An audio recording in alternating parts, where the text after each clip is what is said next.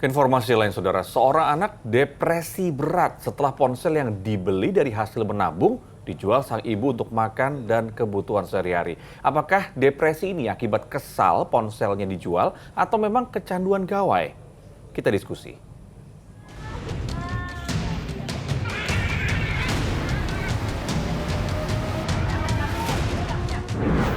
Cerita yang satu ini bikin gempar media sosial. Seorang anak depresi berat setelah ponsel yang dibeli dari hasil menabung dijual ibunya untuk makan dan kebutuhan sehari-hari.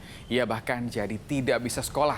Benarkah semata-mata hanya karena faktor ekonomi atau ada unsur kecanduan gawai yang sudah tahap akut? Lalu apa solusinya? Yuk, kita diskusi.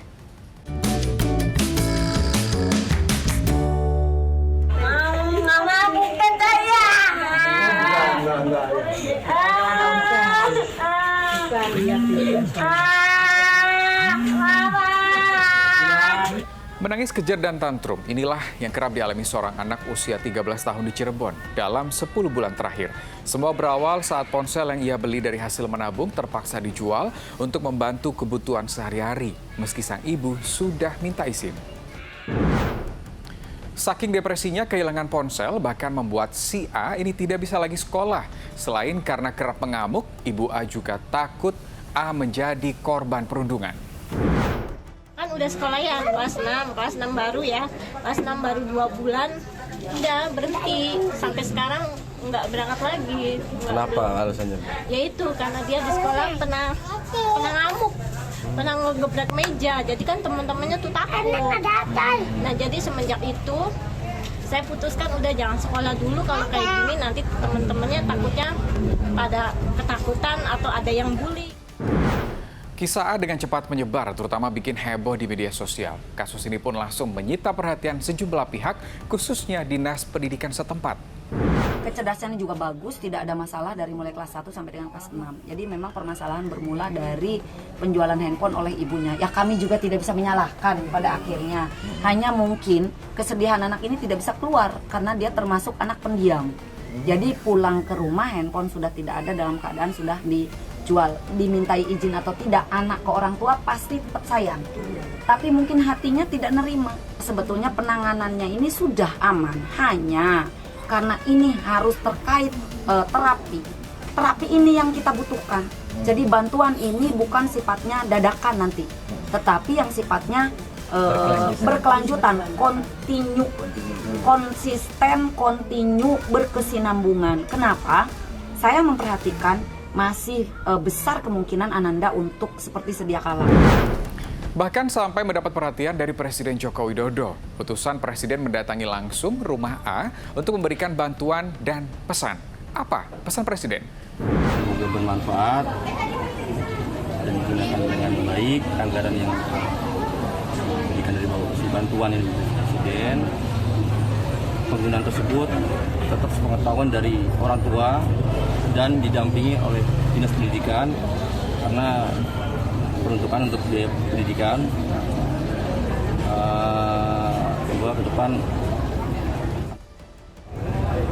dapat bersekolah kembali dan bantuan tersebut berguna. Bukan sekedar nominal atau ponsel pengganti, kemungkinan adanya unsur kecanduan gawai jelas juga membuat kasus ini butuh penanganan yang lebih. Bagaimana caranya? Kita tuh harus kreatif menciptakan kegiatan-kegiatan untuk anak.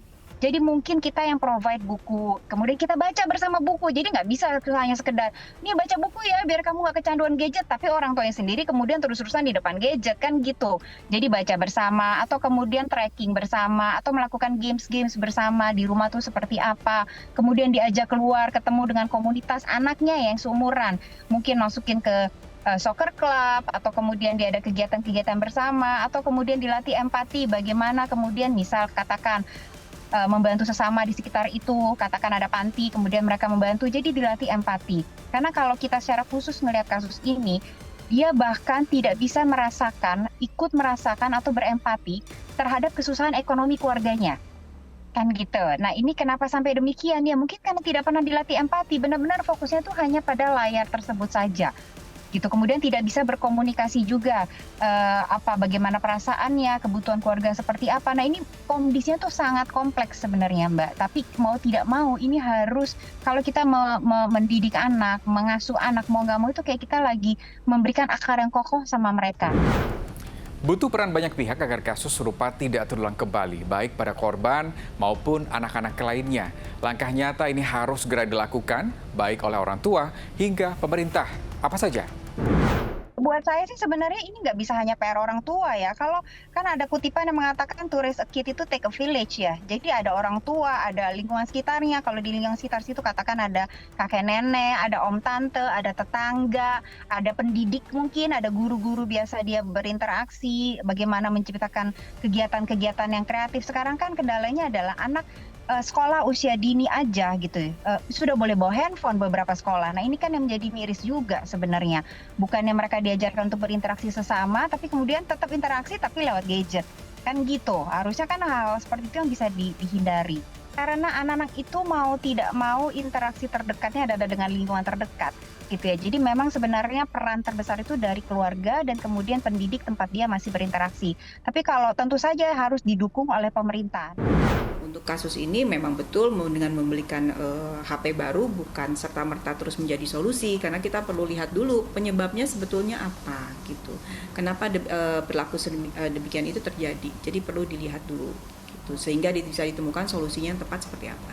Kalau kita mau yang jangka pendek, yang skopnya lebih terjangkau gitu ya, mungkin lebih dari kepedulian antar keluarga ya yang hidup bertetangga gitu. Jika misalnya ada keluarga yang memang karena ini dilatar belakangi faktor ekonomi gitu ya, bisa lebih peka untuk saling membantu gitu jika ada keluarga yang memang kesulitan.